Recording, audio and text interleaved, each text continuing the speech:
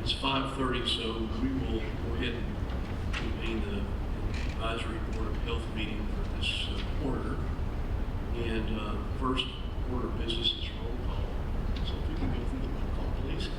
Certainly. Dr. John Adams. Present. Ms. Sarah Bertini. Present. Dr. John Duncan. Present. Dr. Megan Edwards. Present. Dr. Jack Gocher. Present. Mayor Glenn Jacobs. Mr. Kevin Parton. Present. Ms. Annie Roma. Present. Dr. James Shania. Present. Dr. Marcy Souza. Here. Ms. Lisa Wagner. Present. We have quorum. So we established a quorum and we can go ahead with business. The first order of business is to set the agenda, and you see the agenda before you. Are there any changes, additions, or deletions, any comments about the agenda? And if we hear none, I'll accept a motion in a second for approval of the agenda. I'll make a motion to approve. Second. All in favor? Aye. Opposed? Thanks. So the next order of business is approval of the minutes from September 21st, 2022. And these should have been distributed previously. And I think we have a copy with us this evening. And if you've had an opportunity to look over that, I would ask if there are any additions, deletions, or corrections to the minutes of the September meeting.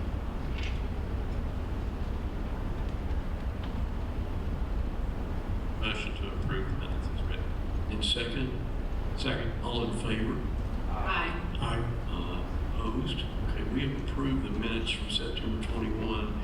And introductions, I want to introduce Ms. Sarah Bertini, who is our Tennessee Nursing Association representative. Welcome aboard. Thank you. You're welcome. And Dr. Megan Edwards, who is our Knox County Health Public Health Officer as well as infectious disease advocate. Thank you. Next order of business, and I may run and duck here, Marcy. So we have an annual nomination for chair and vice chair. I'm open for chair nominations. I still want to nominate Dr. Jack Gocher. Well, I'm okay for a year. That's my acceptance. That's my nomination. You're okay for 1 year? Yeah, I'm okay. Second. Oh, okay. Are there any other nominations? Hearing none, we have a motion and a second. And I'll abstain, but if you all will either vote, voice vote, or individually vote for chair this year. Aye. Aye. Aye. Aye. Any opposed? Thank you, I think. Okay. And now we have a nomination for vice chair, and the nominations are done. I nominate Dr. Marcy Souza for vice chair. Second. Any other nominations? Hearing none, we're ready to vote. Dr. Souza, all in favor? Aye. Aye. Opposed? Congratulations. Thank you. All right, thank you all very much. Next order of business is our fiscal year 2024 proposed operating budget. And Mr. Parton, if you'll lead us through that, there's a single sheet that's in your packet that goes over things. And thank you for abbreviating it, because we used to go through a sheet. We were saying it took about an hour and a Yes. half to go through that. I had some strict. Yes. So as you can see on your single sheet of paper there, if you start at the top, that would be our revenue budget.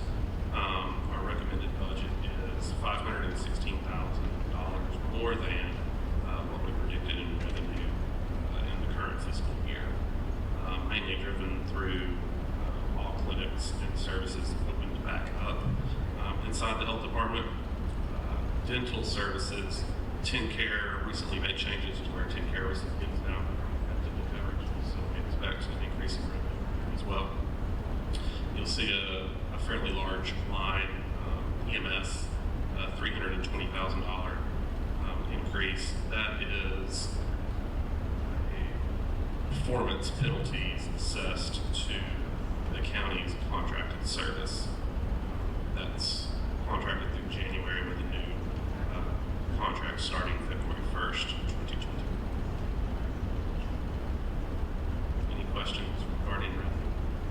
So, on the variance column, it looks like for all of those, except for the last one, that's the difference between 2024 recommended and 2023 budget.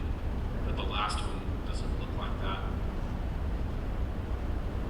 Unless I've got math issues. I think you're correct. Cell phones.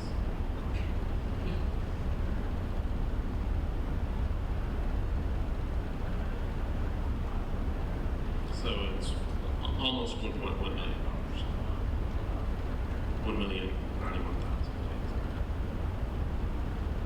And that is, when we talk about revenue, we talk about gross and net, but I mean, this is cash. This is actual. Yes. It'll either be cash or cash that we receive via insurance rebate. Okay. Okay, thank you. Yes. Any other questions? Down to departmental expense summary. So overall, let me make sure so it didn't fail us once again, but what we submitted to the mayor's office for recommendation in terms of overall expenses to operate fiscal 24 was actually flat to what our current budget is. So all those variances that you see, with the exception of the Teague line, what that mainly is driven by is health department reorganization and positions shifting throughout the departments. So that, with the exception of Teague, and the Teague clinic is a clinic closer out east, we actually made the decision to permanently close that location. It was trending down prior to COVID impacting the area, and it was on the discussion table at that point. And then we opened it a couple of times with no real movement in terms of people actually visiting the clinic. So we permanently closed that. We were able to integrate those people into other positions in other departments. We did not terminate anybody's employment through doing so.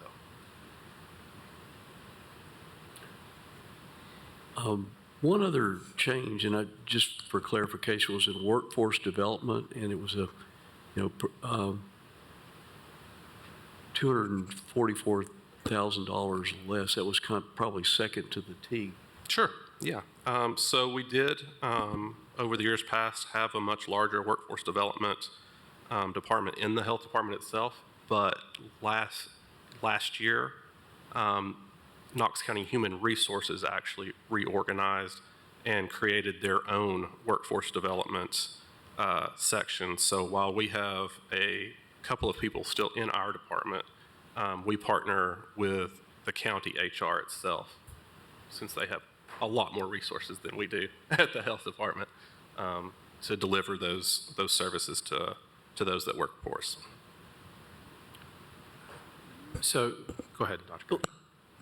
Go ahead. I was going to ask if there were any other questions or comments. So a question about, so it looks like after the Excel issue kind of is resolved, so you've got 1.1 million more revenue, so revenue variance of about, I guess, 25%. Mm-hmm. But the investment is, in terms of how much more the health department's getting, what's being invested into public health is a very small amount. Sure. And so that margin, which, I mean, I wouldn't know if the intent of the health department is to subsidize other areas or to create an operating margin. I would philosophically think its intent is more to be at least a break-even proposition, but you've got significant you're creating operating margin here, but not reinvesting back into Sure. the health department or public health. Right. Well, there's a couple ways to look at that. My total expenses will run us about $19 million, and I'll only have $4 million in revenue. So Sure. for So me, it's already okay. yeah. Sorry. Oh, you're fine. Yeah. But I am able to subsidize that via grants. And then in terms of reinvesting directly into it, we actually just received a grant it's purely a workforce development grant through the state of Tennessee for public health. It's a 5-year grant that will run roughly $1.5 million. So is there like a goal between, like, so clearly it's subsidized significantly. So yeah, I kind of misstated that, but then, is there a goal that where you want to hit, meaning that we're willing to lose this much, but then we cross the threshold and then it's more than we're comfortable with, or does that change year to year? It'll change year to year. A lot of that will have to do with the state of Knox County economy itself. So, for instance, in the next fiscal year, the Haslam College suspects that we'll have less than 2% economic growth in the county. So, therefore, I can't raise my overall expenses beyond what we believe the economy to do itself. And my county budget comes out of the general fund, which is property tax driven as its main source of income. You say that one more time. Property taxes is the main source of income for the general fund of Knox County. Okay, which I know property tax increased. It did. Significantly. So does that in the future mean that there might be more There could be, resource? yes. Okay. And then just one other question. Sure. So the EMS piece, I know Yes. during the public health emergency that was at times waived. It was. And so there's no intent. There is not. We amended their contract a total of 10 times throughout the past several years, with this last amendment extending the contract 7 months through January 31st of 2024, so that we have to procure all of our services like this, so we could go through the procurement process and then award another contract to whichever vendor wins. Okay. So at that point, anything like that would reset. Okay, thank you. Yes. So Kevin, I have a quick question. So with the closing of the Teague Clinic, Yes. The physical location and the land, Yes. do you know what the intent is to do with that? Will it be? Yes, we actually worked with community development and opened the Office of Housing Stability out of that location. Okay, good. That's good use of that property. It is.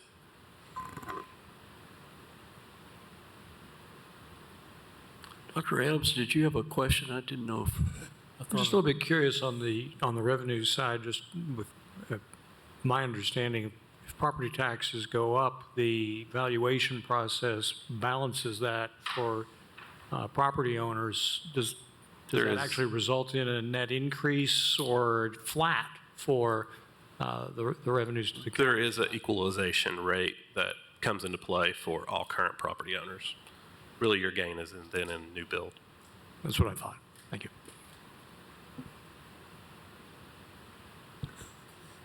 Any other questions or comments about the budget? If not, Linda, are we needing to have a formal approval on this? I guess we are, aren't we? Or is it advisory? Do we approve this, or? It's advisory.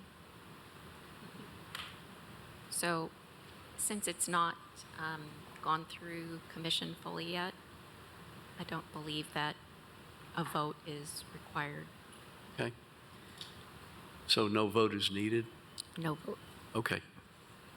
Well, we've been advised. So we've been advised about how to advise?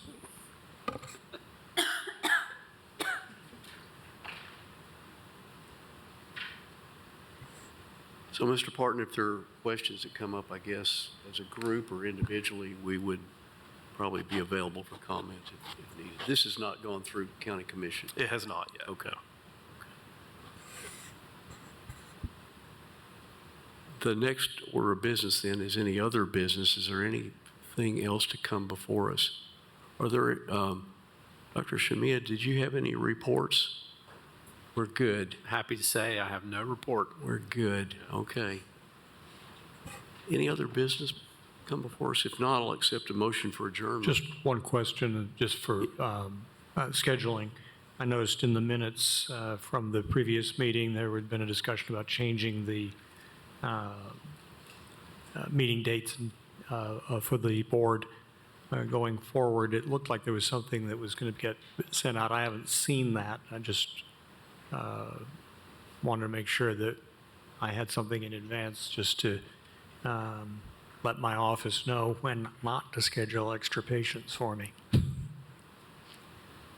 I believe that was for when we were setting up for this year.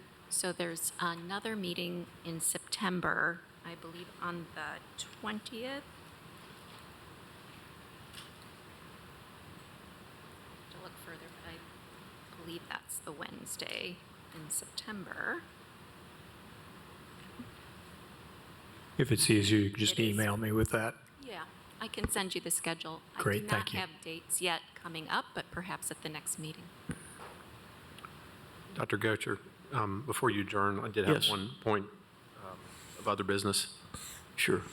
Thank you. So, as we've now kind of been functioning for a relatively long period of time, believe it or not, in this mode, as the Advisory Board of Health, I was just wondering if anybody had any insight of just how unusual this is. I do not. This is not a leading question, but being in this advisory role, purely advisory role, which was not the history here,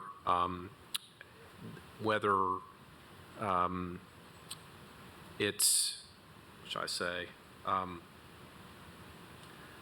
I guess would want to be impactful at some level if we're going to continue. And I'm not exactly sure I'm sensing, that that's the road we're headed down. And so I just open that as a point of discussion is that if we're going to, the question is, where's the impact, I think. And Dr. Edwards, you're kind of just finding, getting oriented to things, but I'm not sure that's a question that I'd put you on the spot for tonight, but maybe something in the future to let us know what you see. Can you restate that? Well, so this, having thought through the last several agendas that we've had, I wouldn't necessarily say that there's been a lot that we've really had based on the topics that we've discussed, and the meetings are maybe 17 minutes long. Yeah, 19. That's just because I'm running my mouth now. But I guess just the idea of what purpose would you see us serving? And again, not putting you on the spot tonight, but I think we would all, if we're to be involved, would want to feel like there's a point, there's an impact, and very happy to be in an advisory role, no problem with that. But the question is, what are we advising exactly? Absolutely. As you said, I just got here. Yep. So, Right. but I hear what you're saying, that you want to make sure your time and your expertise is spent appropriately, and that we do the most with our time and with our advice that we can. Right. So, And- yeah. Would it be something that we would ask the public to bring things to the Board of Health that they wanted us to discuss? My sense is that would be at your direction, really. I don't know what the rest of the group thinks. Yeah, and so I think just historically, basically the health department has asked, we'd like your input on this program. What do you think about this? And so, if we go back to that, I think that would be a valuable use of our time. Our last two meetings have been canceled because there's nothing on the agenda. And so while it's great to see you and not be in a pandemic. Right. Active. But it's, I think if we're going to have an advisory board, then we should be doing something. Otherwise, we shouldn't have it. Traditionally, we had the power of approval, but a lot of what we had before us was informational. We would have all sorts of discussions, really far-ranging discussions, everything from new infectious diseases, new insect-borne diseases, all the way to health disparities, the economics of publicly funded health care. There were a lot of far-ranging discussions, and we gave advice to the board on that. But it all changed when the governor said you have to give advice and be able to lay down regulations during the pandemic. And I understand, the pushback that came from that. It was a philosophical. And after that pushback, it may be that our task has been very, very truncated. It's been very, very short. So I don't know whether that needs to be opened up to the way it was before the pandemic or not. The way our charge is from the county commission, it's pretty restrictive. And that may be just fine, but we'll have short meetings if we do that. And to your point, if that's what it is, then I'd rather just come out and all accept that and get that out there, that this is just this is our role. And again, this is, from my standpoint at least, this is in no way trying to in any way have any sort of authority over anything. That's not really the question. It's really more what Dr. Sousa said, is that if we're going to engage, then we'd like there to feel like, to understand the impact. And that's really where I was going. When would you like me to get back to you? I think the next meeting is fine. So would you prefer that, obviously we'll always try to get input into discussion items, but would you mainly prefer the health department itself to add items to the agenda in terms of discussion points about various topics, obviously? But for instance, we're currently going through our public health reaccreditation. We just completed a mental health assessment that we could obviously gather input from. We'll eventually do the community health assessment again, which will outline top health issues in the county. I think, enrichment is certainly great, but usually any sort of board, part of the rationale for enrichment is to prepare them to help make and guide decisions. And so since that won't be the case here, then I guess the question, we all come from very different backgrounds and we bring something different to the table. And so, if that enrichment allows us to then take things to our various organizations, that's great. If that enrichment allows us to then better advise you, even though it's not a binding advisement, then that's great.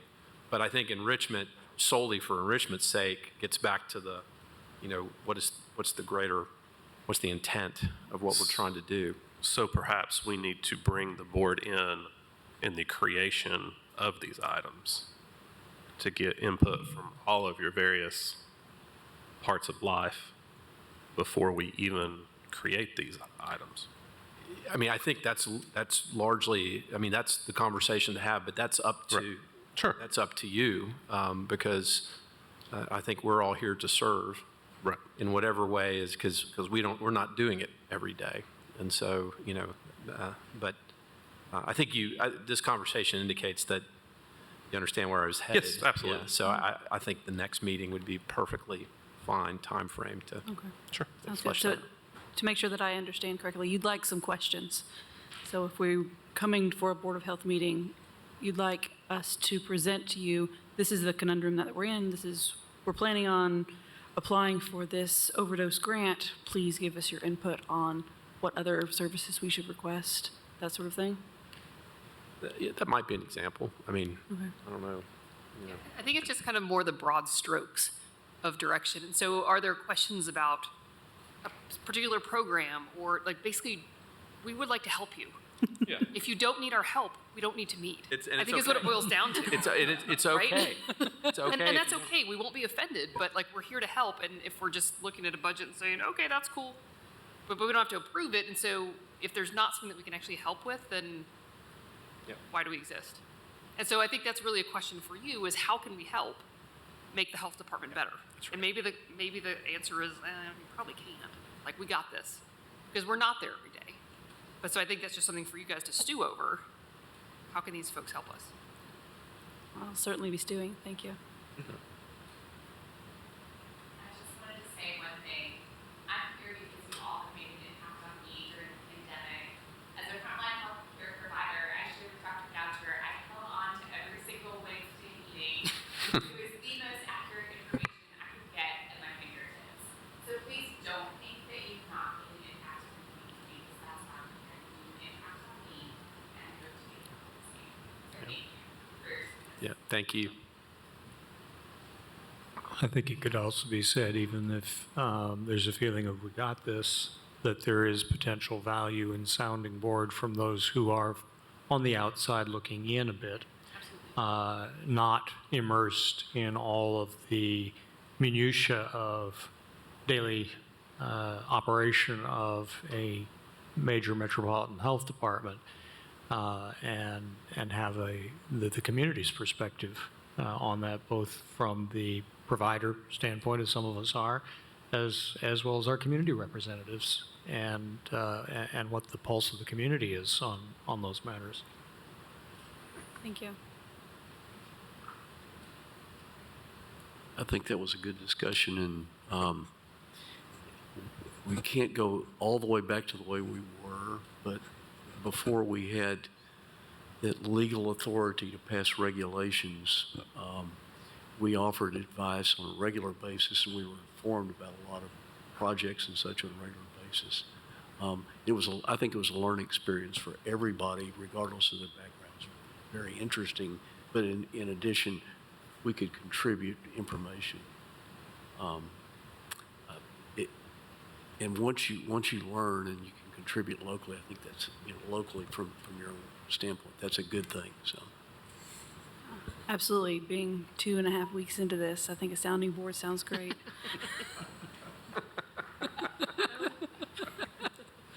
Let us know how we can help.